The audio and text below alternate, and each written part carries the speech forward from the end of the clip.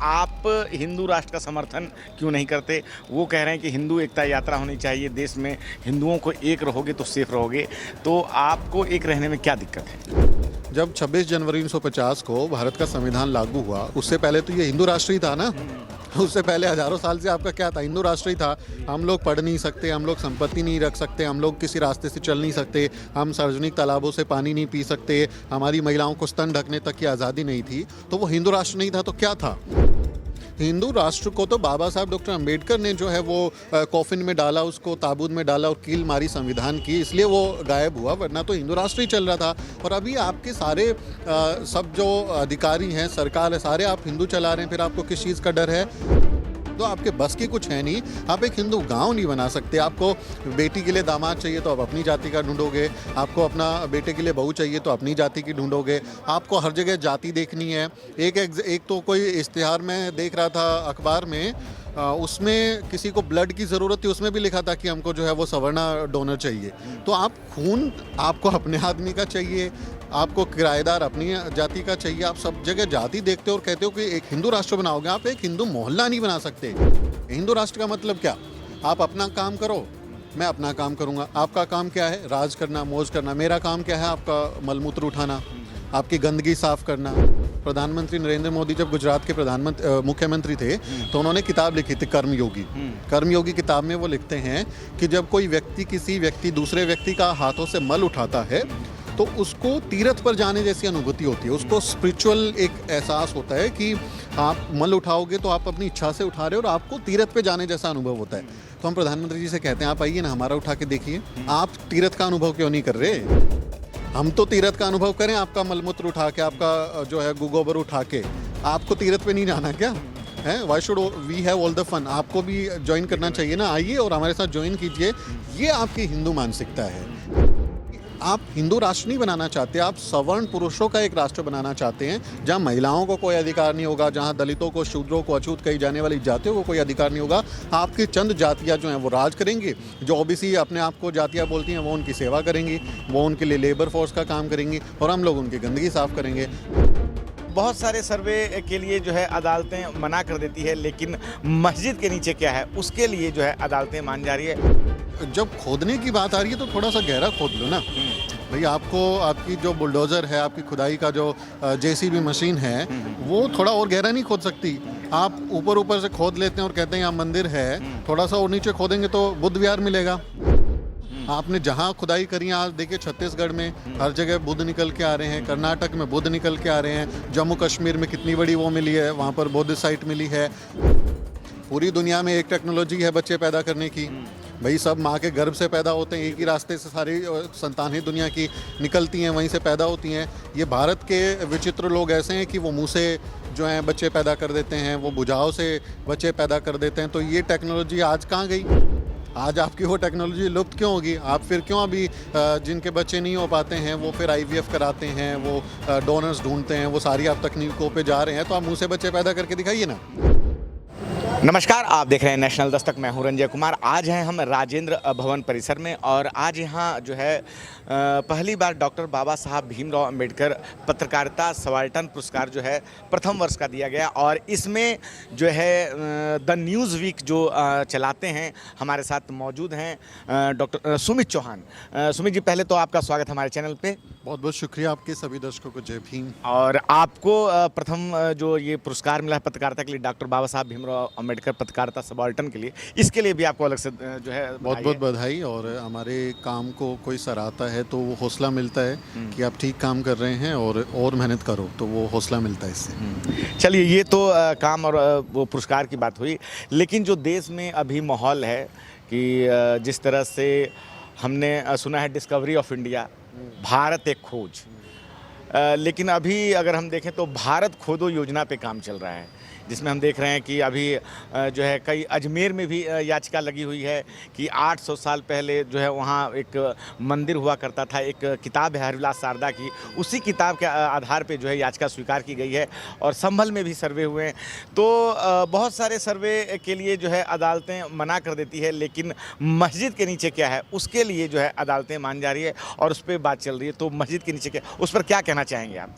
देखिए, ये भारत खोदो योजना जो है, ये एक पॉलिटिकल कार्रवाई है, क्योंकि आप जानते हैं भारत में हिंदू मुसलमान के नाम पे नफरत भड़काओ और चुनाव जीत जाओ। अभी महाराष्ट्र में चुनाव जीत गए ना, उनका शपथ ग्रहण समारोह हुआ, तो महाराष्ट्र में आप देखो कि मराठाओं को साइडलाइन कर दिया और एक पेशवा ब्राह्मण जो है वो चीफ मिनिस्टर बन के बैठ गया।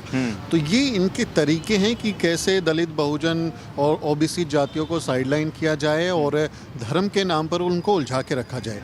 जो मस्जिदों की बात कर रहे हैं, जो मंदिरों की बात कर रहे हैं कि वहाँ पर मस्जिद तोड़ के जो है मंदिर बनाएंगे या मंदिर तोड़ के मस्जिद बनाई गई, उन मस्जिदों के नीचे, उन मंदिरों के नीचे जो स्थापित तथ्य है कि वहाँ जो बौद्ध मठ हुआ करते थे, जो बौद्ध विहार हुआ करते थे, उनकी आप कभी जिक्र क्यों नहीं करते? अयोध्या में राम टेम्पल बना, उस पर सुनवाई हुई और जो खुदाई हुई उसमें बहुत सारे बौद्ध कालीन अवशेष मिले, बुद्ध सभ्यता के अवशेष मिले, और सुप्रीम कोर्ट ने जो बुद्धिस्ट पार्टी थी उस केस में उसको हटा दिया था कि आपकी सुनवाई नहीं होगी। तो ये डेलिबरेटली बुद्धिस्ट सभ्यता को नकारने की कोशिश है, और हिंदू मुसलमान की बाइनरी के आसपास की सारी जो चर्चाएं हैं वो मुसलमानों के नाम पर हों। वो मुसलमानों को कभी आप जिहादी बता दीजिए, कभी उनको आप आतंकी बता दीजिए, कभी उनके बारे में किस तरह की भाषा इस्तेमाल हो रही है हमारे देश में। कितनी बुरी स्थिति है कि इस तरह की सिचुएशन हमको देखने को मिल रही है हमारे देश में। वो चाहते हैं कि ये सारी नफरत मुसलमानों के आसपास हो, जिससे इनको पॉलिटिकल फ़ायदा हो, जिससे बीजेपी को फ़ायदा हो। क्योंकि इस चुनाव में उनकी दुर्गति हुई, 240 पे सिमट गए, लेकिन महाराष्ट्र में बटेंगे तो कटेंगे, इस तरह के नारे दिए, हिंदू सारे एक हो जाओ, एक रहेंगे तो सेफ रहेंगे। ये जो उन्होंने पोलराइजेशन किया है, ध्रुवीकरण किया है, उसका उनको फ़ायदा हुआ चुनाव में। और वो यही चाहते हैं कि आने वाले चुनाव में, अभी दिल्ली में विधानसभा चुनाव होने वाला है और कई राज्यों में चुनाव होंगे, तो वो चुनावी रणनीति है। और जब खोदने की बात आ रही है तो थोड़ा सा गहरा खोद लो ना भाई। आपकी जो बुलडोज़र है, आपकी खुदाई का जो जेसीबी मशीन है, वो थोड़ा और गहरा नहीं खोद सकती?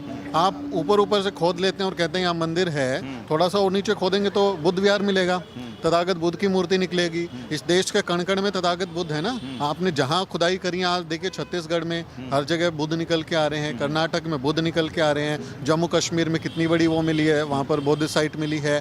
प्रधानमंत्री मोदी खुद कहते हैं दुनिया में जाके कि मैं बुद्ध के देश से आए। उनके गांव वडनगर में मैं रिपोर्टिंग के दौरान गया था गुजरात विधानसभा चुनाव में, उनके गांव के नीचे 4-4, 5-5 मंजिला नीचे बुद्ध विहार मिले हैं। 2 बुद्ध विहारों को उन्होंने जो है खुदाई कर लिया, उसको मोन्यूमेंट बनाया है, उसको म्यूजियम बनाया है। लेकिन एक बुद्ध विहार ऐसा है जिसको 80 फीट तक खोदते गए तो नीचे पानी निकल के आ गया, फिर खुदाई बंद कर दी।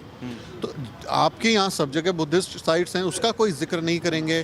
कारण क्या है, क्यों नहीं जिक्र करते? जबकि विदेशों में जब जाते हैं प्रधानमंत्री नरेंद्र मोदी, तो वो कहते हैं कि मैं बुद्ध की धरती से आया हूँ, लेकिन यहाँ पे फिर वो बात नहीं होती है। देखिए, तथागत बुद्ध एक विचार है समानता का। बाबा साहब डॉक्टर अम्बेडकर ने क्या कहा? मैं एक ऐसे धर्म को मानता हूँ, एक ऐसे धर्म को मानता हूँ जो समानता, बंधुता और भाईचारा सिखाता है, जो मैत्री सिखाता है। तो हिंदू धर्म आपको क्या सिखाता है? ऋग्वेद में क्या लिखा हुआ है? पुरुषुक्ता। तो पुरुषुक्ता में क्या लिखा है 10वें मंडल में कि मैं विराट पुरुष हूँ, मेरे विराट पुरुष के मुंह से ब्राह्मण पैदा हुए, भुजाओं से क्षत्रिय पैदा हुए, जांघों से वैश्य पैदा हुए और पैरों से शूद्र पैदा हुए। पूरी दुनिया में एक टेक्नोलॉजी है बच्चे पैदा करने की भाई, सब माँ के गर्भ से पैदा होते हैं, एक ही रास्ते से सारी संतानें दुनिया की निकलती हैं, वहीं से पैदा होती हैं।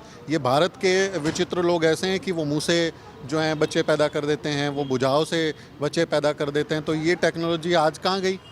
आज आपकी वो टेक्नोलॉजी लुप्त क्यों होगी? आप फिर क्यों अभी जिनके बच्चे नहीं हो पाते हैं वो फिर IVF कराते हैं, वो डोनर्स ढूंढते हैं, वो सारी आप तकनीकों पे जा रहे हैं। तो आप मुंह से बच्चे पैदा करके दिखाइए ना, आप भुजाओं से बच्चे पैदा करके दिखाइए, आपके पास में है। तो ये जब बुद्धिज़्म के बारे में बात होगी तो ये सारे पाखंड हट जाएंगे ना। बुद्ध तो वैज्ञानिक सोच का नाम है। बुद्ध कहते हैं कि मैंने कोई बात बोली है इसलिए मत मानो, अपना दिमाग लगाओ। अगर आपको लगता है कि ये बात सही है तो उसको मानो, किसी भी चीज़ का वैज्ञानिक चिंतन करो। अब ये गोबर में विज्ञान ढूंढते हैं, गौमूत्र में विज्ञान ढूंढते हैं, उसमें मिनरल्स इनको मिलते हैं, प्योरिटी मिलती है। तो जो गोबर और गौमूत्र पीने वाला लोग है, जो गौमूत्र में संस्कार ढूंढते हैं, पवित्रता ढूंढते हैं, जब वो तथागत बुद्ध की वचनों पर चलेंगे, उनकी शिक्षाओं पर चलेंगे, तो ये सब पाखंड बंद हो जाएगा। बागेश्वर जैसे बाबाओं की दुकानें बंद हो जाएंगी। वो धीरेन्द्र शास्त्री अभी हिंदू राष्ट्र बनाने निकला है ना। हिंदू एकता यात्रा चल रही है, और एक सवाल आपसे कि आप हिंदू राष्ट्र का समर्थन क्यों नहीं करते? वो कह रहे हैं कि हिंदू एकता यात्रा होनी चाहिए, देश में हिंदुओं को एक रहोगे तो सेफ रहोगे। तो आपको एक रहने में क्या दिक्कत है? बाबा साहब डॉक्टर अंबेडकर की बात मानता हूँ मैं पाखंडियों की बात नहीं मानता, मैं देश को तोड़ने वाले देशद्रोहियों की बात नहीं मानता। मैं बाबा साहब डॉक्टर अंबेडकर की बात मानता हूँ। बाबा साहब डॉक्टर अंबेडकर अपनी किताब में थॉट्स ऑन पाकिस्तान, उसमें वो लिखते हैं कि हिंदू राज किसी भी कीमत पर रोका जाना चाहिए। बाबा साहब डॉक्टर अंबेडकर चेतावनी देते हैं पूरे देशवासियों को, कहते हैं कि अगर हिंदू राज हकीकत बनता है तो ये इस देश के लिए सबसे बड़ी त्रासदी होगी, ये सबसे बड़ा डिजास्टर होगा। हिंदू धर्म लोकतंत्र के साथ मेल नहीं खाता। हिंदू कुछ भी कहें, हिंदू भाईचारे के साथ में, समानता के साथ में, न्याय के साथ में मेल नहीं खाते, ये उसके साथ असंगत है। हिंदू राज को किसी भी कीमत पर रोका जाना चाहिए। आप बाबा साहब डॉक्टर अंबेडकर की राइटिंग एंड स्पीचेस में जाके ये कोट पढ़ लीजिए, आपको देखने को मिलेगा। तो हम बाबा साहब डॉक्टर अंबेडकर की बात मानते हैं। आज के समय में बहुत सारे जो सांसद हैं वो भी इस बात के लिए समर्थन देते हैं, क्या कहना चाहेंगे उनको? मैं जो अम्बेडकरवादी समाज के लोग हैं जो बाबा साहब को मानते हैं, वो तो कभी ऐसी बात नहीं बोलेगा। जो बाबा साहब डॉक्टर अंबेडकर की सिर्फ फोटो लगा के वोट बटोरना चाहते हैं और समाज को बेवकूफ़ बनाना चाहते हैं, वो लोग तो फिर कुछ भी बोल सकते हैं, उनका तो दीन ईमान है नहीं। आप हिंदू राष्ट्र बनाना चाहते हैं ना। जब 26 जनवरी 1950 को भारत का संविधान लागू हुआ, उससे पहले तो ये हिंदू राष्ट्र ही था ना। उससे पहले हजारों साल से आपका क्या था? हिंदू राष्ट्र ही था। हम लोग पढ़ नहीं सकते, हम लोग संपत्ति नहीं रख सकते, हम लोग किसी रास्ते से चल नहीं सकते, हम सार्वजनिक तालाबों से पानी नहीं पी सकते, हमारी महिलाओं को स्तन ढकने तक की आज़ादी नहीं थी। तो वो हिंदू राष्ट्र नहीं था तो क्या था? हिंदू राष्ट्र को तो बाबा साहब डॉक्टर अंबेडकर ने जो है वो कॉफिन में डाला, उसको ताबूत में डाला और कील मारी संविधान की, इसलिए वो गायब हुआ, वरना तो हिंदू राष्ट्र ही चल रहा था। और अभी आपके सारे सब जो अधिकारी हैं, सरकार है, सारे आप हिंदू चला रहे हैं, फिर आपको किस चीज़ का डर है? आप डर दिखाना चाहते हैं ताकि आपकी राजनीति चले। आप हिंदू राष्ट्र बनाएंगे, मेरी ये बात समझ में नहीं आती कि आप एक हिंदू गांव बना के दिखा दीजिए ना। एक ऐसा हिंदू गांव बना दीजिए जिसमें जातिवाद ना हो, जिसमें जाति भेद ना हो, जिसमें मैं दलित ना हूँ, आप सवर्ण ना हो, आप ओबीसी ना हो, आप जो है डोमिनेंट कास्ट के ना हो, और जातियों के आधार पर बंटवारा ना हो और जातियों के आधार पर शोषण ना हो। जितने अत्याचार होते हैं दलित समाज पे, बहुजन समाज पे, उन अत्याचार को आप खत्म करके दिखाइए ना। तब आपका देखेंगे, आप एक एग्जाम्पल तो सेट कीजिए कि आपका एक हिंदू गाँव ही बना के दिखा दो। आपके बस की कुछ है नहीं, आप एक हिंदू गाँव नहीं बना सकते। आपको बेटी के लिए दामाद चाहिए तो आप अपनी जाति का ढूंढोगे, आपको अपना बेटे के लिए बहू चाहिए तो अपनी जाति की ढूंढोगे। आपको हर जगह जाति देखनी है। एक तो कोई इश्तिहार में देख रहा था अखबार में, उसमें किसी को ब्लड की ज़रूरत थी, उसमें भी लिखा था कि हमको जो है वो सवर्णा डोनर चाहिए। तो आप खून आपको अपने आदमी का चाहिए, आपको किराएदार अपनी जाति का चाहिए। आप सब जगह जाति देखते हो और कहते हो कि एक हिंदू राष्ट्र बनाओगे। आप एक हिंदू मोहल्ला नहीं बना सकते। देश के गांव शहर जातियों के हिसाब से बटे हुए हैं, सब जगह बिखराव है और आप बेमतलब की बातें करते हैं। आपको दलितों को हिंदू बनाना है, बहुजनों को हिंदू बनाना है, तो आपको क्या सिर्फ वो दंगों के टाइम पर ही हिंदू नज़र आते हैं? क्या आपको वो चुनाव के टाइम पर ही हिंदू नज़र आते हैं? जब उनके साथ एट्रोसिटीज़ हो रही हैं। भारत में 2022 में एनसीआरबी का डेटा कहता है कि शेड्यूल कास्ट पे 13% का इजाफा हुआ है उनके ऊपर एट्रोसिटी का। 57,000 से ज़्यादा मामले जो हैं वो दर्ज हुए हैं एट्रोसिटीज़ के। तब आपको चिंता नहीं हुई? मंदिर में जाने पर पीटा गया। आज की मैं खबर पढ़ रहा था, कोई मंदिर में गया और उसके ऊपर पेशाब कर दिया, उसको भगा दिया वहाँ से। किसी ने घोड़ी पे चढ़ गया, उसको मार पीट के भगा दिया। तो क्या मुसलमान चढ़ रहे हैं घोड़ी पे?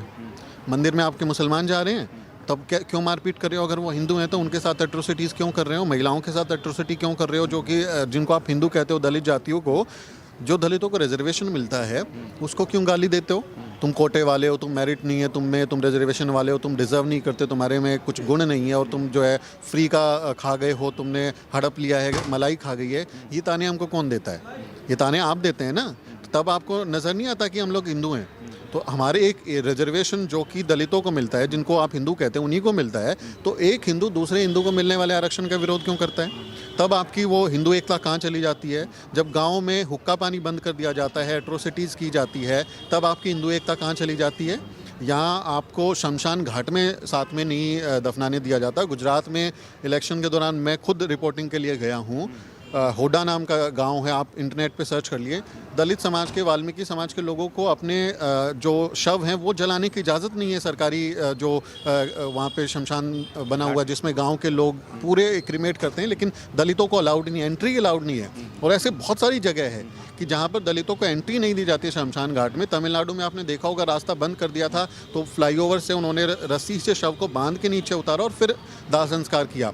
राजस्थान में हमारी जो दलित महिला थी उसका शव ज़मीन में दफन कर दिया था, उसको खुदवा के निकाल के भगा दिया कि दलित का यहाँ पे नहीं कर सकते तुम। तो किस हिंदू एकता की बात कर रहे हो, किस खोखली बातों की बात कर रहे हो? आपको लगता है कि ये दलित बहुजन समाज जो है आपकी बातों में आ जाएगा? बाबा साहब डॉक्टर अम्बेडकर, मान्यवर कांशीराम साहेब, पेरियार साहब, हमारे ज्योतिबा फूले, हमारी माता सावित्रीबाई फूले, ऐसे लोगों को पढ़ने वाले लोग हैं। हम उनके विचारों पर चलेंगे और उन्होंने बोला है कि हिंदू राष्ट्र भलाई का नहीं है। हिंदू राष्ट्र का मतलब क्या? आप अपना काम करो, मैं अपना काम करूंगा। आपका काम क्या है? राज करना, मौज करना। मेरा काम क्या है? आपका मलमूत्र उठाना, आपकी गंदगी साफ करना, है ना। प्रधानमंत्री नरेंद्र मोदी जब गुजरात के मुख्यमंत्री थे तो उन्होंने किताब लिखी थी कर्मयोगी। कर्मयोगी किताब में वो लिखते हैं कि जब कोई व्यक्ति दूसरे व्यक्ति का हाथों से मल उठाता है तो उसको तीर्थ पर जाने जैसी अनुभूति होती है, उसको स्पिरिचुअल एक एहसास होता है कि आप मल उठाओगे तो आप अपनी इच्छा से उठा रहे हो और आपको तीर्थ पे जाने जैसा अनुभव होता है। तो हम प्रधानमंत्री जी से कहते हैं आप आइए ना, हमारा उठा के देखिए। आप तीर्थ का अनुभव क्यों नहीं कर रहे? हम तो तीर्थ का अनुभव करें, आपका मलमूत्र उठा के, आपका जो है गोबर उठा के। आपको तीर्थ पे नहीं जाना क्या है? Why should we have all the fun? आपको भी ज्वाइन करना चाहिए ना। आइए और हमारे साथ ज्वाइन कीजिए। ये आपकी हिंदू मानसिकता है, ये आप हिंदू राष्ट्र नहीं बनाना चाहते, आप सवर्ण पुरुषों का एक राष्ट्र बनाना चाहते हैं जहां महिलाओं को कोई अधिकार नहीं होगा, जहां दलितों को, शूद्रों को, अछूत कही जाने वाली जातियों को कोई अधिकार नहीं होगा। आपकी चंद जातियाँ जो हैं वो राज करेंगी, जो ओबीसी अपने आप को जातियाँ बोलती हैं वो उनकी सेवा करेंगी, वो उनके लिए लेबर फोर्स का काम करेंगी और हम लोग उनकी गंदगी साफ करेंगे। तो ऐसा हिंदू राष्ट्र हमें किसी कीमत पर मंजूर नहीं है। बाबा साहब डॉक्टर अम्बेडकर बोल के गए हैं किसी भी कीमत पर रोका जाना चाहिए। और ये करते नहीं अपना ड्रामा। 2024 में कितना नारा भरा था, 2024 में आते ही हिंदू राष्ट्र बना देंगे, हिंदू राष्ट्र संविधान को बदल देंगे, ये कर देंगे, वो कर देंगे। सिमट गए ना। अब बैसाखी पे सरकार चल रही है ना, तो बना के दिखाओ हिंदू राष्ट्र। जिस दिन आप दिखाओगे ये देश की जनता, दलित बहुजन समाज आपको उसका जवाब भी देगा। अच्छा, अभी हमने बातचीत में आपने कहा कि एनसीआरबी के आंकड़े आप देख लीजिए, तो बहुत सारे लोग जो है वो ग्राउंड पे कहते हैं कि उसमें से बहुत सारे जो आंकड़े हैं वो फॉल्स होते हैं, बाद में जो है वो मुकदमे वापस भी हो जाते हैं, कई लोग उसमें समझौता कर लेते हैं। तो कुछ उसमें जो इस तरह की जो बात होती है, दो पड़ोसी होते हैं, एक सवर्ण है, मान लीजिए एक जो है एससी समुदाय से कुछ बात हुई, लड़ाई हो गई, तो उन्होंने फिर बाद में उसको एट्रोसिटी में बदल देते हैं, उसको मुकदमा, वो जातीय वाला मुकदमा लगा देते हैं। इस पे क्या कहना चाहेंगे? मैं इस पे एक उदाहरण दूंगा। हरियाणा का मिर्चपुर का कांड है 2010 का, आपको याद होगा, जहां वाल्मीकि जाति में एक मोहल्ले में कुत्ता भौंका था जाटों के लड़कों पे और उसके बाद वो इतने इंसावड़की की 2 लोगों की मौत हुई, उनको जिंदा जला दिया गया, बाप बेटी को, और उसके बाद पूरे मोहल्ले को जला दिया गया। और पूरा 250 गाँव का जो परिवार थे वाल्मीकि समाज के, उसमें से सिर्फ 40 परिवार उस गाँव में बचे, बाकी सब पलायन कर गए। मिर्चपुर गाँव बहुत कुख्यात और चर्चित कांड है। अब मैं हरियाणा विधानसभा चुनाव के दौरान मैं उस गांव में गया। अब उस गांव में 40 दलित परिवार बचे हैं वाल्मीकि जाति के। उनके पास, किसी के पास खेती नहीं है, किसी के भी पास सरकारी नौकरी नहीं है और वहाँ कोई इंडस्ट्रीज़ नहीं है कि वहाँ फैक्ट्री में काम किया जा सके। वो सारे के सारे जो दलित परिवार हैं वो उन्हीं जाटों के खेतों में काम करने को मजबूर हैं जिन पर जातिवाद करने का आरोप है। तो लोगों से हमने जब बात की तो उनका कहना था कि हम कुछ कर नहीं सकते, हमारे पास कुछ पैसा नहीं है, हमारे पास कुछ काम धंधा नहीं है, तो हमें इन्हीं के खेतों में जाके काम करना पड़ता है। अब आप मुझे उस सिचुएशन को बताइए कि जिसके घर में खाने को नहीं है, जिसके घर में कोई सुविधा नहीं है, कोई बीमार है और कोई व्यक्ति उसको बोले कि मैं तुझे तभी काम दूंगा, मैं तुझे तभी अन्न दूंगा, तभी खाना दूंगा जब तू ये केस वापस लेगा। हुक्का पानी बंद कर देते हैं कि आप गांव की दुकान से कुछ नहीं खरीद सकते, आप उनके खेतों से चारा नहीं काट सकते, आप उनके सार्वजनिक तालाबों पे अपने पशु नहीं नहला सकते, पानी नहीं भर सकते, नल से पानी बंद कर दिया जाता है। तो इतना ज़्यादा हमारे लोगों को परेशान, बहुत ज़्यादा निर्बल है, बहुत ज़्यादा कमज़ोर है, बहुत ज़्यादा परेशान किया जाता है और कई बार दबाव में, मजबूरी में हमारे लोगों से केस वापस करा लिए जाते हैं, वो घेर के। क्योंकि आप देखिए, पुलिस आपकी है, पुलिस आपके साथ में जातिवादियों के साथ में मिलके केस को कमज़ोर बनाएगी या दलितों को ही डांटेगी, धमकाएगी, उनको गालियां देगी, उनके ऊपर मारपीट करेगी। कितने ऐसे केसेस हैं, कितनी एट्रोसिटीज़ के केसेस जिसमें पुलिस इन्वॉल्व है। पंचायत बैठ जाएगी, वो आपको धमकाएगी कि गांव में रहना है। तो हरियाणा के जींद ज़िले में छात्र नाम का गाँव है, मंदिर के लाउड स्पीकर से अनाउंसमेंट किया गया, उनके ऊपर डिस्क्रिमिनेशन हुआ, एट्रोसिटीज़ हुई, पानी भरने को लेके उन्होंने विरोध किया तो पूरी पंचायत ने लाउड स्पीकर से ऐलान किया कि इनका हुक्का पानी बंद किया जाता है, जो इनसे बात करेगा उस पर पैसे का फाइन लगेगा। तो ऐसा जब माहौल बनाओगे तो कुछ लोग हमारे टूट जाते हैं और कुछ लोग हमारे जो उसमें हो सकता है वो डर के मारे, धमकी के मारे, मजबूरी के मारे कुछ केसेस को वापस ले लें तो ये कह देते हैं फॉल्स हैं। पुलिस इस तरह के केसेस में ऐसी धाराएं लगाती है जो कॉम्प्रोमाइज़ हो जाती है, सख्त धाराएं नहीं लगाती है। SC/ST एट्रोसिटीज़ प्रिवेंशन एक्ट है, उसकी सख्त धाराएं नहीं लगाएगी और कई बार वो सबूत नहीं जुटाएगी। अब जैसे आप देखेंगे हाथरस के केस में यूपी पुलिस ने तो कह दिया था कि रेप हुआ ही नहीं। पुलिस ने जब ये केस दर्ज किया तो पुलिस ने बोल दिया था कि ये तो रेप हुआ ही नहीं, ये तो एट्रोसिटी नहीं है। कुछ लोगों ने बोल दिया था कि माँ और भाई ने ही मारा है लड़की को। लेकिन जब CBI इंक्वायरी हुई, CBI जांच हुई तो उम्र कैद हुई ना मुख्य आरोपी को, उम्र कैद हुई ना। तो आप एक पक्ष को किस तरह से पेश करते हैं और कैसे सबूतों के साथ छेड़छाड़ करते हैं, केस को कमज़ोर करते हैं, उस चीज़ को समझने की ज़रूरत है। दलित बहुजन समाज अपने केस किसी तरह चौखट तक ले जा पा रहा है। ये तो 57,000 वो केस हैं जो चौखट पे पहुँचे हैं थाने की। कितने केस तो कभी गए ही नहीं, उनका तो निपटारा वो पंचायत में, गली मोहल्ले में ही उनको दबाव डाल के वो निपटा दिए गए होंगे। तो ये कहना कि दलित समाज फॉल्स केसेस करता है, फॉल्स केस आप कितने कर रहे हैं उनका कुछ आपका अता पता नहीं है। आपने पूरे देश को बर्बाद करके रख दिया, उसका कुछ अता पता नहीं है। जो पीड़ित पक्ष है वो अपने हक अधिकार के लिए कुछ बात करता है तो आपको मिर्ची लग जाती है। और फिर से वही बात कि इनको तो हिंदू कह रहे हो ना, तो हिंदू अगर किसी कानून का फ़ायदा ले रहा है तो आपको क्यों जलन हो रही है? कौन सा मुसलमान ले रहे हैं? तो आपको, जिनको आप हिंदू कह रहे हो, उनके बारे में सोचिए कि अगर उनका भला हो रहा है, उनको कंपनसेशन मिल रहा है, उनको न्याय मिल रहा है, तो फिर आपको जलन क्यों होनी चाहिए?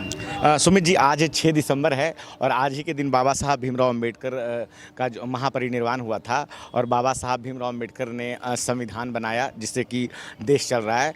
और 2024 का चुनाव जो है उसमें सबसे बड़ा मुद्दा जो था वो मुद्दा था संविधान बचाने का, और जो है उसके बाद भाजपा का बहुमत चला गया।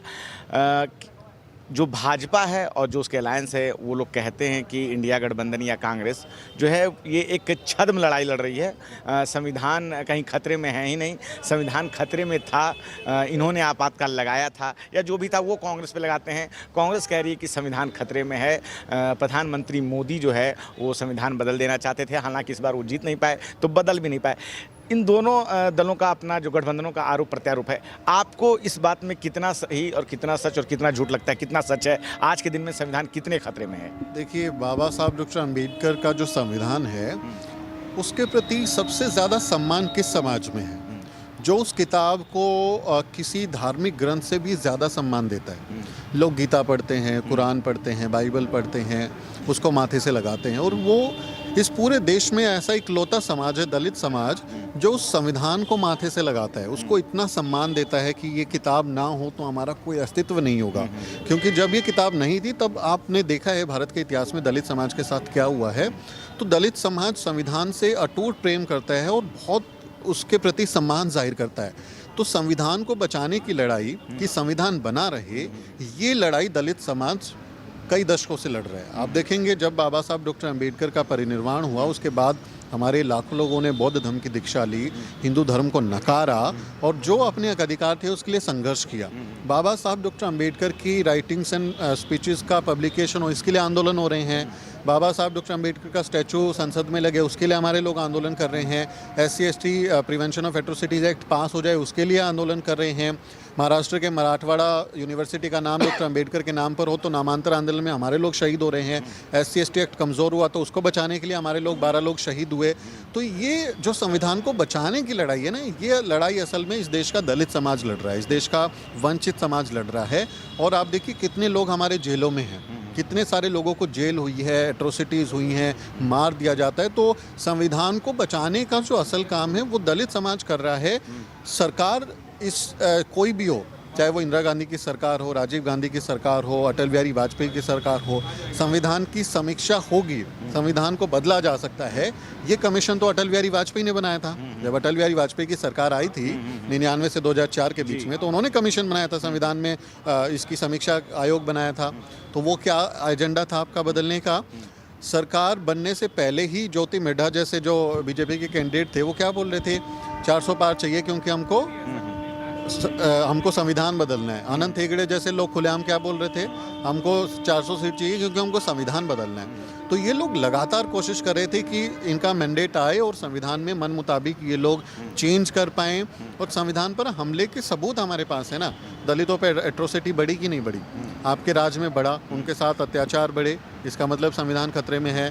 जो सरकारी नौकरियां दलित समाज को आरक्षण की वजह से मिलती थी, SC ST OBC समाज को मिलती थी, उनको आपने प्राइवेट कर दिया। गेल, रेल, भेल, सेल सबको आपने प्राइवेट कर दिया। एयर इंडिया, कितने सारे दलित समाज के लोग SC ST एम्प्लॉयज़ वहाँ पर काम करते थे, ख़त्म, उनका आरक्षण खत्म। आरक्षण खत्म मतलब संविधान के मुताबिक जो अधिकार मिला है वो खत्म। तो आपने उनको मिलने वाली सारी सुविधाओं को ख़त्म किया। आपने UPSC में लेटरल एंट्री भर दिया, 350 लोगों को नौकरी दी, एक भी SC ST OBC नहीं है, सारे सवर्ण, सारी मेरिट एक ही जगह है। तो वो संविधान पर हमला नहीं था क्या? वो संविधान को ख़त्म करने की कोशिश नहीं थी कि संविधान में जब कोई मियाद नहीं है, संविधान में ये कहा गया है कि आपको इक्वल अपॉर्चुनिटी देनी है, हमारी प्रियम्बल में ये बात लिखी हुई है कि हमको समान अवसर देने हैं, तो आप हमारे साथ खिलवाड़ क्यों कर रहे हो? हमारा बैकलॉग सैकड़ों लोगों का, करोड़ों जो जॉब्स हमारे देश में हैं, उसमें से बची हुई जो जॉब्स हैं वो आप बैकलॉग में डालते हो, NFS करते हो, फिर उनको जनरल में कन्वर्ट करके अपने लोगों को दे देते हो। EWS का इकोनॉमिक आधार पर भारत के संविधान में कोई आरक्षण की व्यवस्था नहीं थी, आपने EWS लागू कर दिया, रातों रात बिल पास कर दिया, 10% सुदामा कोटा दे दिया। वो संविधान पर हमला नहीं था। आपने कोशिश की संविधान को बदलने की, उस पर हमला करने की। और चूंकि दलित बहुजन समाज इस लड़ाई को लड़ रहा था, कांग्रेस और इंडिया गठबंधन ने दलित बहुजन समाज की भावनाओं को कैश किया। उन्होंने इस बात को समझा कि दलित बहुजन समाज ही किंग मेकर बन सकते हैं, वही इस देश की सत्ता को बदलने की कोशिश करें, क्योंकि 100% सवर्ण वोट तो बीजेपी को जा रहा है, वो तो 100% जा ही रहा है ना उधर पे, राम के नाम पे और हिंदुत्व के नाम पे वो तो वोट दे ही रहा है। तो कौन जो है वोट दे के अपनी इस सरकार को बदल सकता है? तो इन्होंने अपने एनालिसिस करे, इनका विश्लेषण किया, इनके एक्सपर्ट्स ने इस बात को समझा। तब आप देखेंगे तो उस चुनाव से 6 महीने पहले लोग हाथ में संविधान लेके कि संविधान खतरे में, इस तरह की बातें करने लगे। और दलित बहुजन समाज इस बात को देख रहा था, क्योंकि दलित बहुजन समाज की राजनीति करने वाली पार्टियां कमज़ोर थी। उन्हें एक विकल्प के तौर पे समाजवादी पार्टी, कांग्रेस जैसे विकल्प नज़र आए। और यूपी में देखिए कि पहली बार ऐसा हुआ कि दलित समाज ने बहुजन समाज पार्टी का साथ छोड़ के समाजवादी पार्टी को वोट दिए, और 37 सीटें समाजवादी पार्टी को आई और कांग्रेस को अच्छी सीटें मिली देश में। और जो बीजेपी का रथ था 400 वाला, 240 पे सिमट गया। तो ये जो कैंपेन था, ये दलित बहुजन समाज की भावनाओं को कैश करने का कैंपेन था। अगर इसको दलित बहुजन समाज की राजनीति करने वाली पार्टियां कैश कर लेती तो बहुत अच्छा था, लेकिन उन्होंने बैक सीट ले लिया, उन्होंने नहीं किया। तो जो राजनीति में संघर्ष करता है, जो राजनीति की कहीं की नब्ज को समझता है, वो फ़ायदा ले जाता है। वो इंडिया गठबंधन को फ़ायदा हुआ है। और संविधान पर नो डाउट खतरा था, खतरा अभी भी है। जब तक इस तरह की मानसिकता रखने वाले लोग सरकार में रहेंगे, देश को चलाएंगे, वो खतरा बना रहेगा। अच्छा, एक आखिरी सवाल कि आपने जिस तरह से कहा कि बहुजन जो लोग हैं उनके किस प्रकार से अधिकार जो है भाजपा या जो उस तरह के जो दल हैं वो हमेशा से खा रहे हैं, तो सर तो जिस प्रकार से भाजपा नुकसान पहुंचा रही है, आरक्षण को नुकसान पहुंचा रही है, बहुजन के लोग इस बात को आखिर क्यों नहीं समझते? आखिर किस प्रकार फिर भी वो उनके नारों में आ जाते हैं? इस पे क्या कहना चाहेंगे एक आखिरी शब्द? समझ रहे हैं हमारे लोग, ऐसा नहीं है कि नहीं समझ रहे हैं। हमारे देश में जितने जन आंदोलन आप देखेंगे, दलित बहुजन समाज सबसे आगे खड़ा मिलता है। समाज एकजुट होने की कोशिश कर रहा है, लेकिन चूंकि जो दुश्मन है वो इतना ताकतवर है, वो इतना ज़्यादा पावरफुल है कि लोगों के दिमाग में उस तरह के हिंदुत्व और बाकी चीज़ों को डाल देता है, डिवाइड एंड रूल की बात करता है, लोगों को बांटने की कोशिश करता है। इसलिए वो कहीं ना कहीं बिखराव कभी कभी आ जाता है। लेकिन ऐसा नहीं है कि हमारे लोग नहीं समझ रहे हैं। लगातार हम लोग जागरूक हो रहे हैं और कोशिश कर रहे हैं कि समझें और इस प्रोपेगेंडा को, इस दुश्मनी को नकारें और एकजुट हों। तो मुझे लगता है आने वाले समय में इस पर एक बेहतर राय बनेगी और ऐसी ताकतों को हराने के लिए हम एकजुट होंगे। सुमित जी, आपने अपना समय दिया, बहुत बहुत धन्यवाद। Thank you so much. तो ये थे सुमित चौहान, और जिस प्रकार से इन्होंने बताया कि किस प्रकार से भाजपा ने इस बार सच में जो है संविधान बदलने की रणनीति रखी थी, लेकिन ना ही उनको उस तरह से बहुमत आया और ना ही जो है उनको बहुमत मिला। इस कारण जो है वो पीछे रह गए। मैं रंजय कुमार, कैमरामैन आशीष के साथ, नेशनल दस्तक। धन्यवाद। साथियों, अगर आपको द न्यूज वीक का काम पसंद है और आप चाहते हैं कि हम यूं ही अम्बेडकरवादी पत्रकारिता करते रहें, तो हमारी आर्थिक मदद जरूर करें। आप अपनी स्क्रीन पर दिखाई दे रहे इस QR कोड को स्कैन करें और न्यूज वीक फाउंडेशन के खाते में अपनी दान की राशि भेजें। QR कोड के अलावा आप UPI के जरिए भी मदद कर सकते हैं। आप हमारी UPI ID newsweek@yes bank पर भी मदद भेज सकते हैं। इसके अलावा आप हमारे अकाउंट में भी मदद भेज सकते हैं। खाते का नाम है News Week Foundation, account number है 02358800000640। IFSC कोड है YSB000235। बैंक का नाम यस बैंक है और ब्रांच है नेहरू पैलेस, दिल्ली। आप डोनेशन के एवज में इनकम टैक्स में भी छूट पा सकते हैं। डोनेशन की रसीद पाने के लिए ट्रांजैक्शन का स्क्रीनशॉट हमें भेजें। टाइप करें डोनेशन स्पेस आपका नाम और हमें 8595794224 पर व्हाट्सएप करें।